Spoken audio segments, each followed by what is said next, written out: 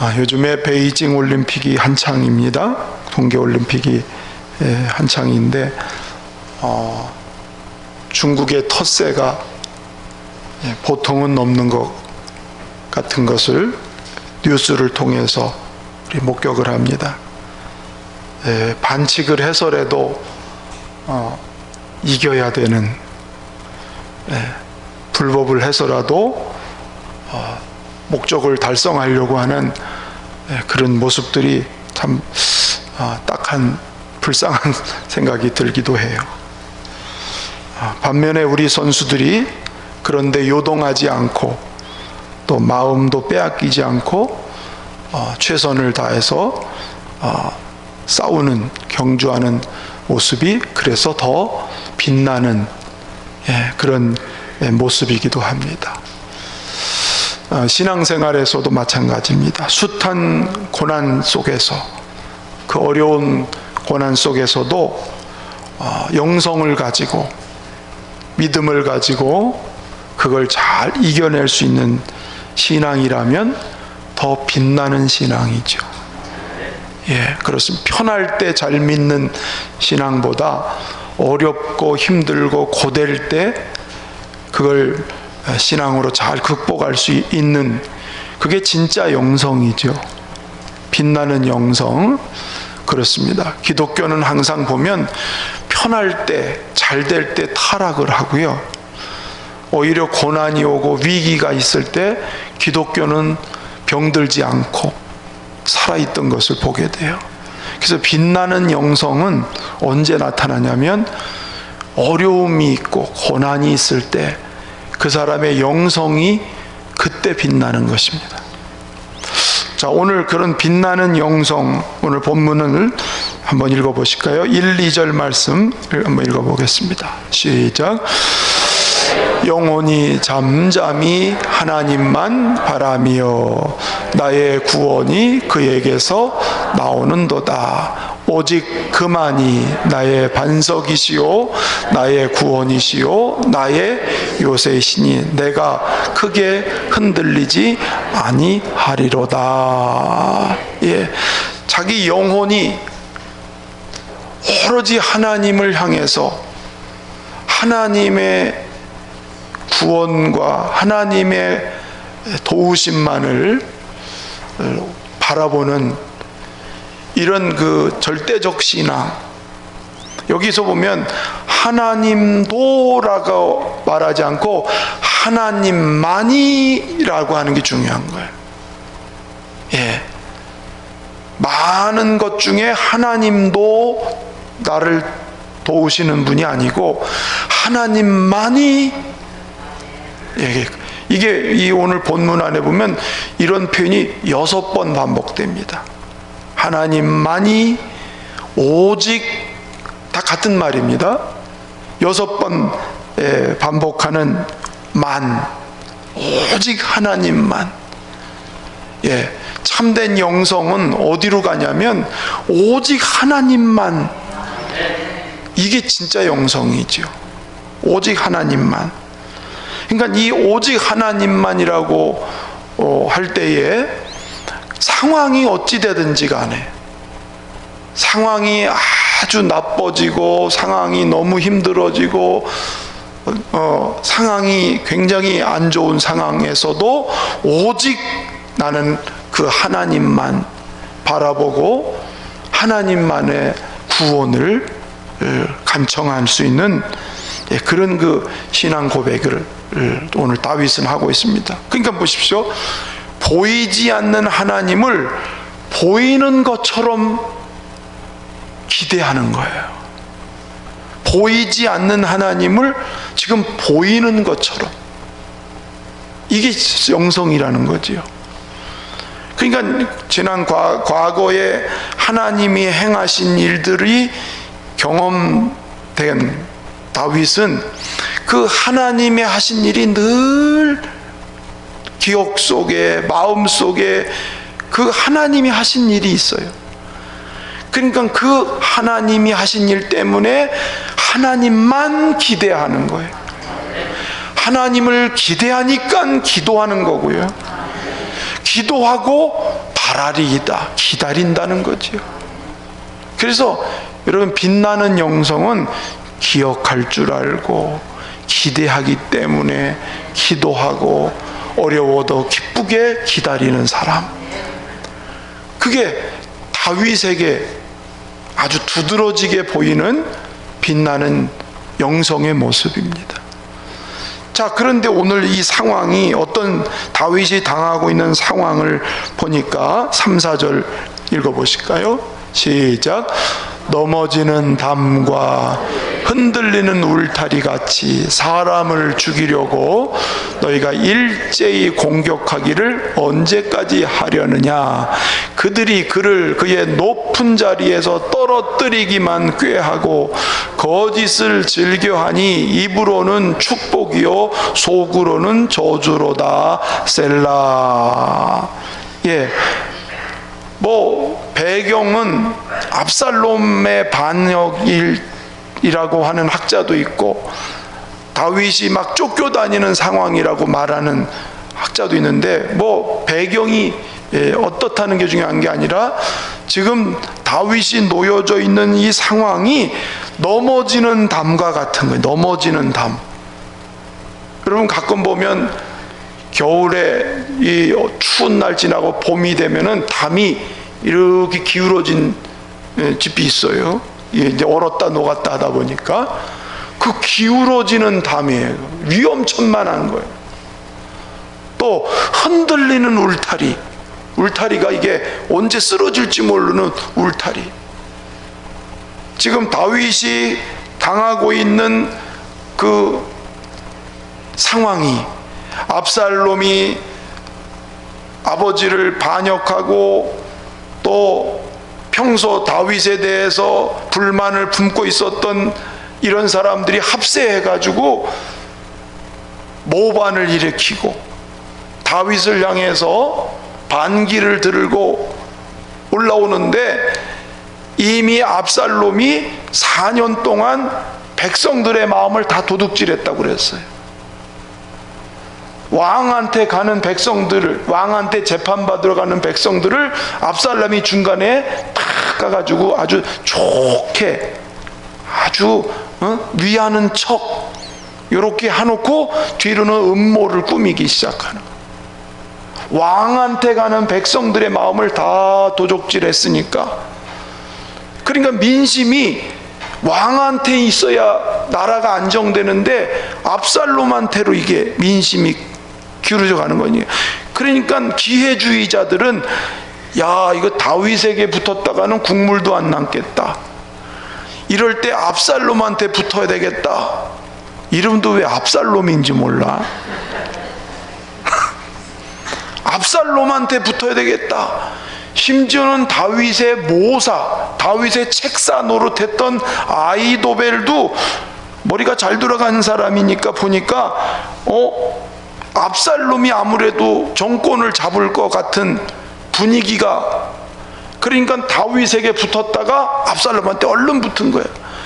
그러니까 온갖 모사를 부리고 술수를 부리면서 넘어지는 담처럼, 흔들리는 울타리가처럼 다윗을 죽이려고 일제히 공격을 하고 올라왔다는 거예요. 저 헤브론에서부터 압살롬이 왕이 됐다 이렇게 나팔을 불면 온 지파 사람들이 다 모반을 일으켜서 예루살렘 다윗을 죽이려고 올라가는, 언제까지 공격을 하기를 언제까지 하려느냐. 4절도 아까 읽었지만은 그들이 그러니까 다윗을 말하는 겁니다. 높은 자리에서 떨어뜨리기만을 꾀하고, 다윗을 막 흔들어 가지고는 떨어뜨리려고 거짓을 만들어, 모사를 만들고 괴유를 꾸미고, 아까 입으로는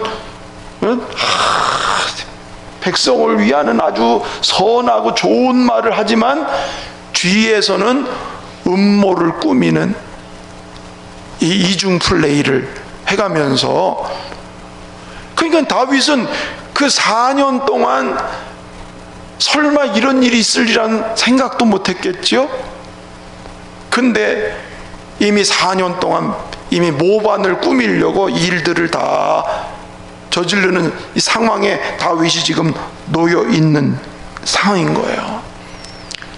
여러분, 이런 고통과 이런 이 어려운 고난을 어떻게 참고 견딜 수가 있겠어요?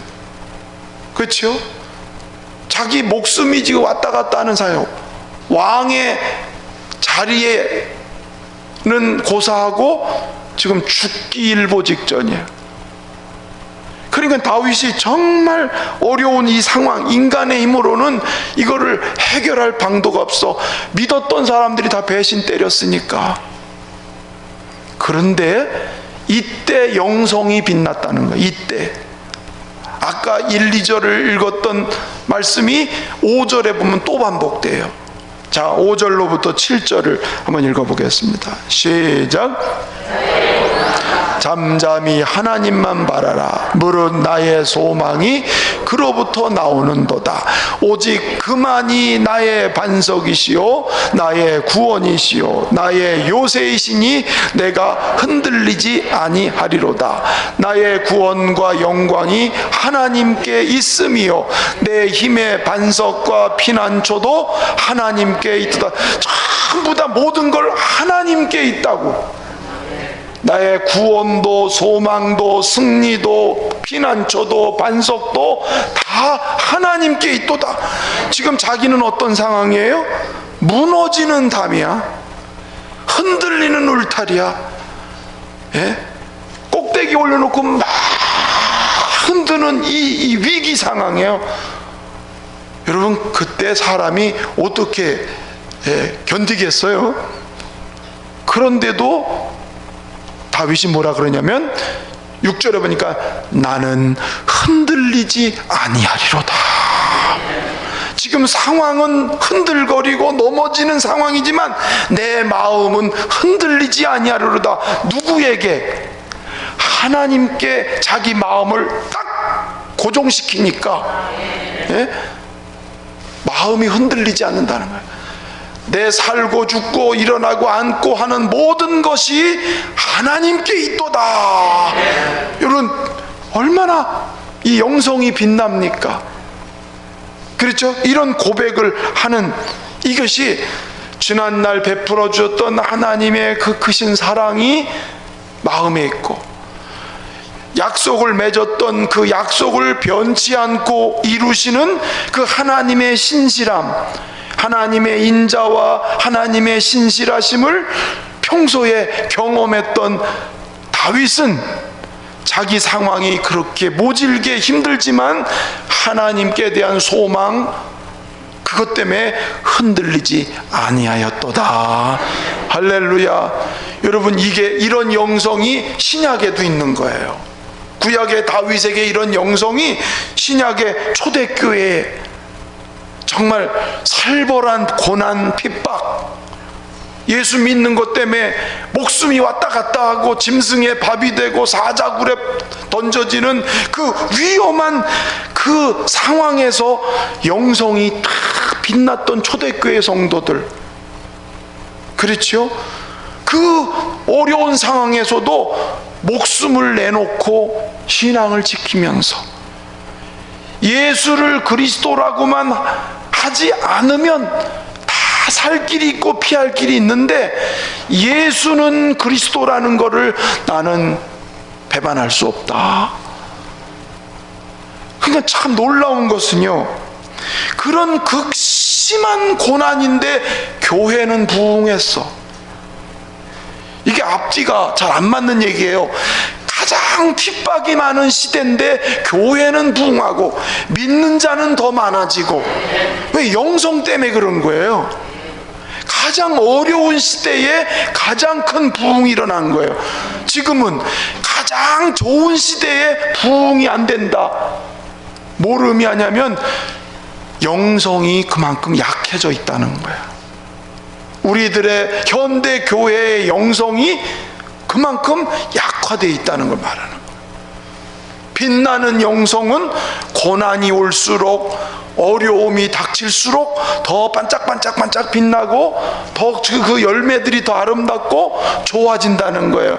그러니까 우리가 편하고 괜찮고 안전하다, 그걸로 안심할 게 아니고, 과연 우리의 영성을 통해서 하나님이 우리를 통해서 어떤 열매들을 지금 맺고 계신가? 세상에서 잘 먹고 잘 살고 뭔 일이 잘 되는 그것이 아니라, 나를 통해서 하나님 나라의 열매들이 얼마큼 만들어져 가고 있는가, 맺혀져 가고 있는가, 그게 진짜 영성을 보는 바로메타가 될 수 있다는 거예요. 그렇습니다. 초대교회는 세련되지도 않았고 프로그램도 없었고 요즘처럼 뭐 시스템이 좋아요, 뭐가 좋아, 아무것도 없어요. 근데 뭘 잘했느냐? 예수 잘 믿고 예수님 그대로 따라가고 예수님 보여준 삶을 살고, 그게 영성이었어요. 영성이었어요. 이상하지만 매력이 있었던 초대교회, 그 영성이 살아나니까 교회가 더 핍박 속에도 힘이 난. 할렐루야. 여러분, 초대교회로 돌아가자 이런 말 많이 하잖아요. 초대교회로 돌아가는 것은 진짜 이 살아있는 영성을 회복하자는 거예요. 아멘. 근데 초대교회 영성으로 돌아가는 게 아니라 지금은 자꾸 세속적인 영성으로 자꾸 빠져가고 있어요. 이 세속적인 것에 포커스가 맞춰져서. 그래서 오늘 이 시대에 우리 교회가 정말 하나님이 기뻐하시고 일하시는 빌라델비아 교회가 되려면, 주님, 우리도 이렇게 살아있는 고난 속에도 하나님이 기뻐하는 열매를 맺어갈 수 있는 이런 영성이 회복되고 살아나게 축복하옵소서. 근데 이런 영성, 이런 빛난 영성은 그냥 이루어지질 않았어요. 오늘 고백을 보니까 8절 가서 볼까요? 8절 시작.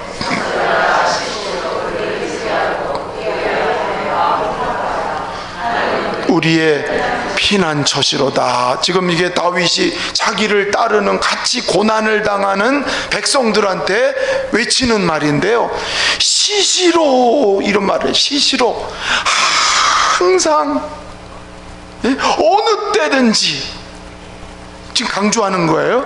백성들아, 어느 때든지 항상 하나님만을 의지하고 하나님 앞에 마음을 토하라. 마음에 있는 것을 다 쏟아놓으라.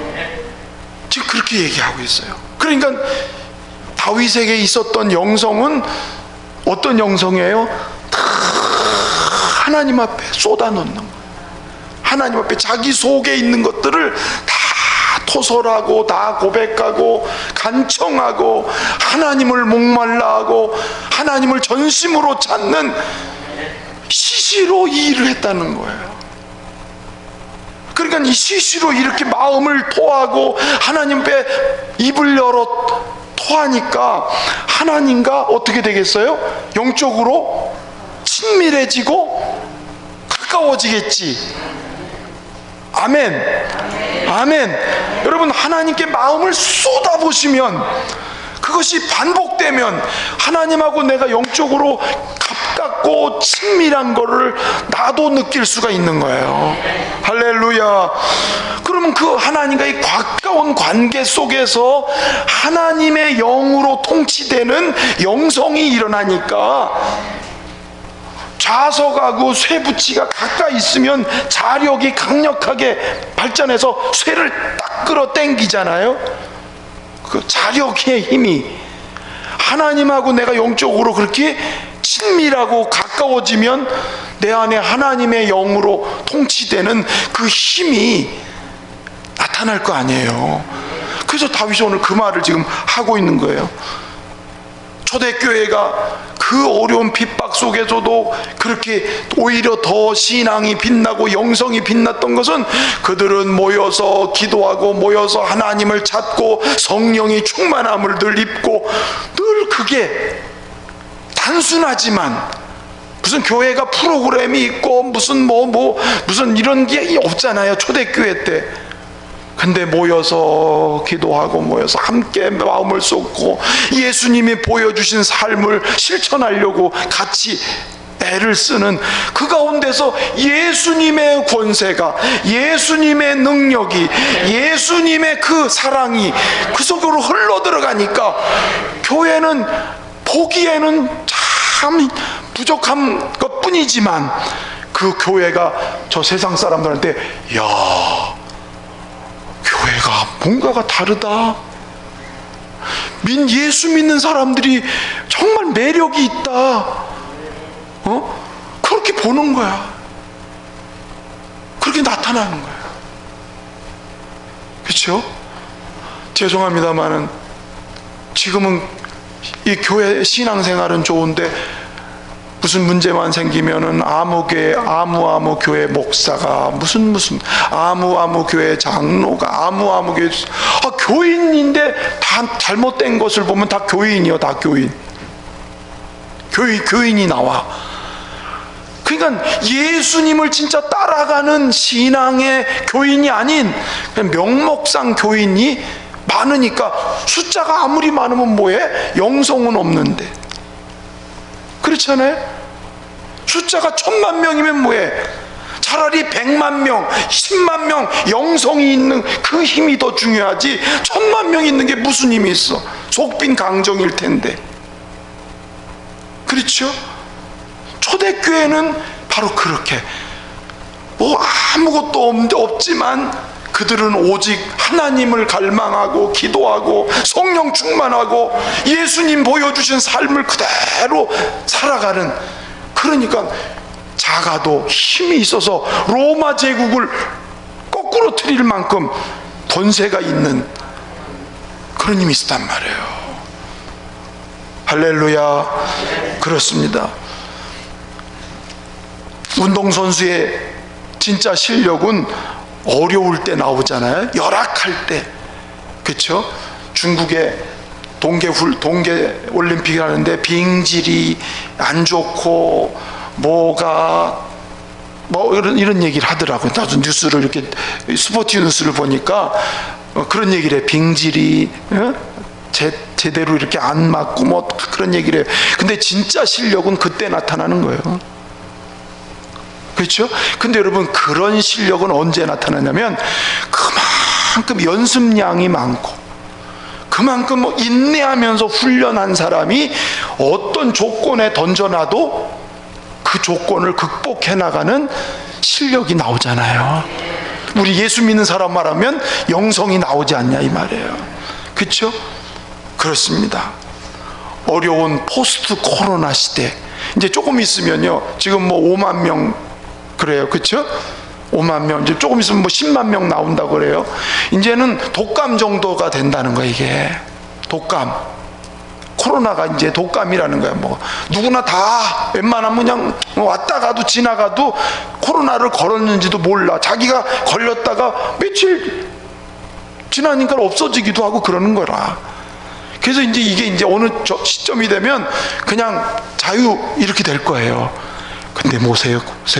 그때 포스트 코로나라는 거예요. 그게 그때가 되면 그동안에 이 어려운 코로나 시대에 믿음 지키고 기도하고 하나님 중심으로 살려고 했던 사람은 그때 진짜 빛나는 영성이 나타났는데, 이래서 빠지고 저래서 신앙생활 안 하고 이래서 게을러지고 이래서 이렇게 해서 신앙생활을 게으르게 한 사람, 영적으로 나태한 사람, 이 핑계 저 핑계로 하나님과의 관계가 멀어진 사람은 포스트 코로나 시대가 와도 절대 하나님 가까이 못해요. 인간의 습관은 쉽게 안 고쳐져요. 어려울 때 막 신앙 지키려고 한 사람, 그럴 때 믿음을 지키는 사람들이 그 믿음이 언젠가 빛이 반짝반짝 나는. 아멘. 여러분, 저와 여러분은 끝까지 남는 자가 되기를 축원합니다. 아멘.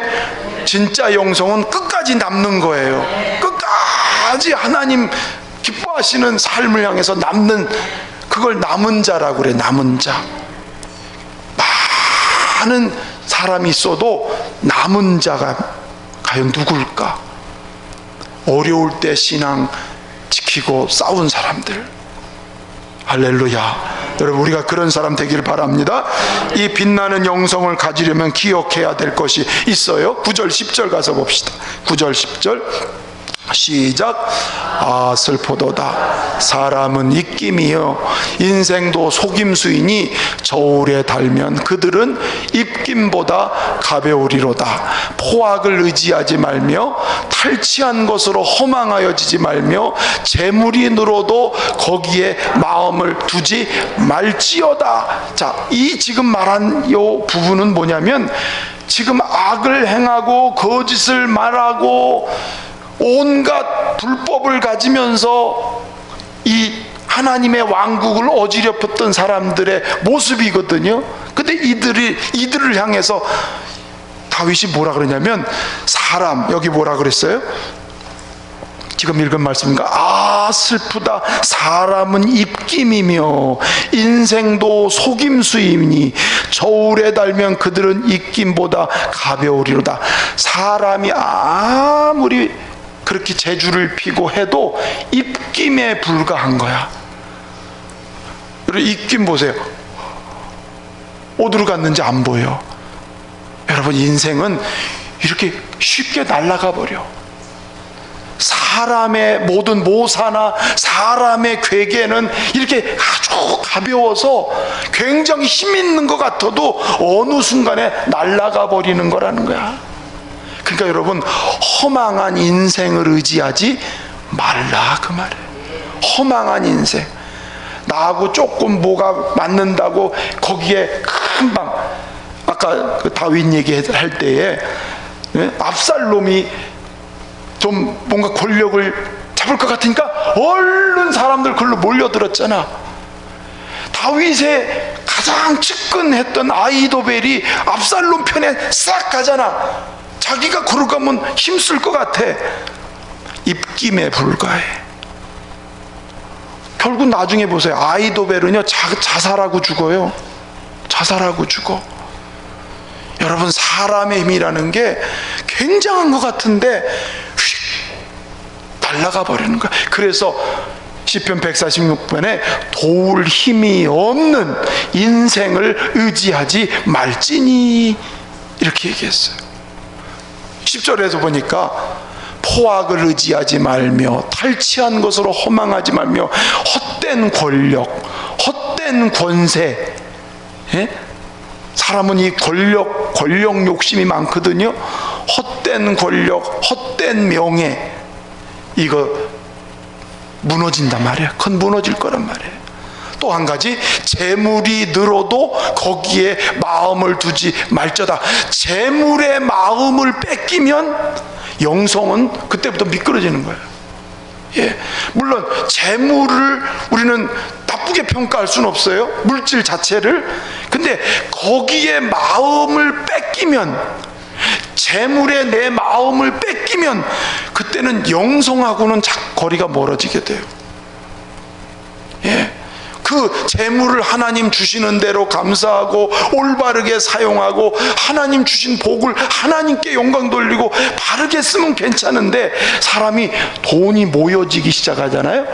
그러면 인간 욕심은 더 많이 없을 때는 차라리 그냥 막 하는데 생기기 시작하면 더 이 동네는 그런 게 없잖아요. 이 동네는 그런 게 안 생긴데 저쪽 동네 가면 그렇다는 거예요. 그러잖아요. 재물이 늘어도 거기에 마음을 두지 말자다. 그래서 누가 더 무섭다고요? 예, 다 그런 건 아니겠지만 마음을 뺏기지 말라는 거예요. 그렇죠? 예. 이 세 가지, 지금 사람을 의탁하고 권력과 명예 그리고 재물이 늘어나는 것에 내 마음을 거기에 마음 뺏기다 보면 진짜 영성은 없. 그 다윗을 모반하고 반란을 일으켰던 이들이 영성이 있는 사람이에요? 이들도 하나님 믿는다고 말은 하지만 무슨 영성이 있어요? 거짓과 모사와 괴율과 악을 이런 곳에 무슨 영성이 있겠냔 말이에요. 근데 다 무너져 버리고 말잖아요. 다윗은 쫓겨나는 것 같지만 여호와께 있도다. 이 다윗은 다시 살아나고 하나님 다시 일으키고 다시 쓰시는, 망한 것 같은데 하나님은 그를 쓰시지만 잘 되는 것 같은데 그 다 무너져 버리고 말았어요. 다윗은 하나님이 주신 말씀을 기억하는 게 있다고 그랬어요. 11절 12절 읽어봅시다. 11절 시작. 말씀을 내가 들었나니 권능은 하나님께 속하였다 하셨도다. 주여 인자함은 주께 속하오니 주께서 각 사람이 행한 대로 갚으심이니이다. 자, 여기 저 좀 보세요. 2절에 보니까 하나님이 나에게 한두 번 말씀하신 것을 자기는 잊어버리지 않는다는 거야. 그 깨달은 말씀, 그게 두 가지야. 하나는 권능이 하나님께 있다. 모든 주권이 하나님께 있다. 예, 사람이 하는 게 아니고 하나님께 있다. 권능이. 그 다음에 12절에 보니까 하나님의 인자하심이 주님 것이다. 그 말은 뭐냐면 긍휼을 베푸시고 나를 이 고통에서 건져주실 그 권세도 하나님께 있도다. 그러니까 모든 게 누구에게 있다는 거예요? 하나님께 있고 하나님은 그 사람 행한 대로 다 갚으신다. 하나님이 다 갚으시니까 그 하나님을 주목하면서 살아가는 다윗, 정말 믿음이 아름답잖아요. 그렇죠?